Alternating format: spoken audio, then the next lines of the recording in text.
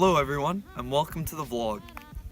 Today, I'm going to be speaking about an English course I recently finished, and how it changed my approach to literature, media, my writing, as well as what I am doing right now, speaking. While oral communication is the most basic form of expression, it is also the form which, for me, has proven the toughest to master. I've found that it is often quite easy when reading a text aloud to forget about sound conventions. In reading something in depth in front of an audience, camera, or even a microphone, I can often inadvertently become nervous. Thus, reading as if I were some kind of robot, lacking all presence of tone.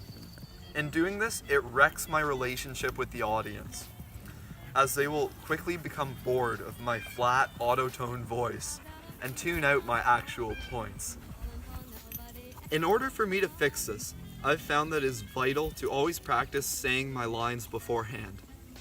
This allows me to get used to the content, causing words to flow off my tongue as if I were in a conversation with my best friend. Like speaking, writing can take a lifetime to master. As such, I feel that there is still a very long way for me to go in my quest to put my thoughts clearly and concisely onto paper.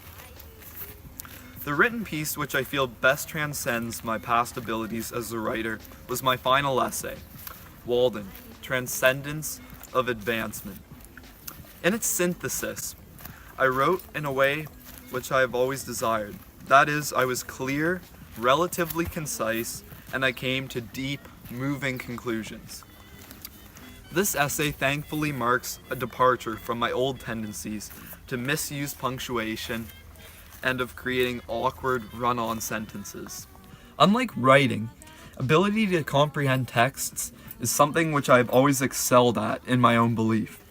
That does not mean, however, that I don't still struggle with understanding certain works. The text which I had the hardest time reading was unquestionably, generically, that of Shakespeare's Hamlet. In reading the excerpt that we all did, I found myself struggling to understand characters' dialogue, just like millions of students before me have. However, by slowing down and analyzing text one verse at a time, Shakespeare's puns, wordplays, and Elizabethan English became decidedly easier to wade through. Hence, I've come to the realization that with any challenging text, it is paramount that one is patient. After all, it is the virtue which allowed for the comprehension of the half-millennia-old social banner, which is Shakespeare. This brings me on to media.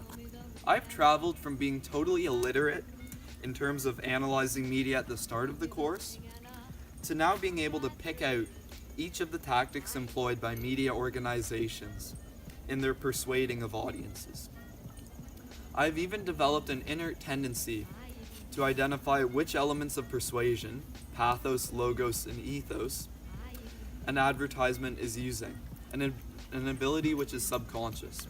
However, while I feel now more than confident in analyzing different forms of media and their codes and conventions used, I still need to continue to develop my own media creating abilities.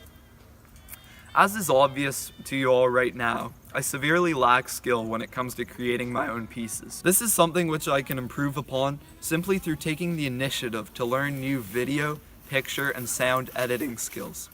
The ability of this English course in preparing students for post-secondary and adult life is massive. Over the last 3 weeks, I have made a departure from the naive lack of care I had for media studies and the frustration I felt with my reading, writing, and speaking skills. Like any undertaking, I've come to the realization that these elements simply take hours of practice to improve upon. For the first time in my life, I feel as though I possess a sharpened blade. Yet, to truly become an expert, I'd best continue honing. Thanks for watching. Okay. Ready? Yeah. This is vital in the improvement of my sound, video, and media editing skills. Okay, that's good. Wait, what is that? Ah!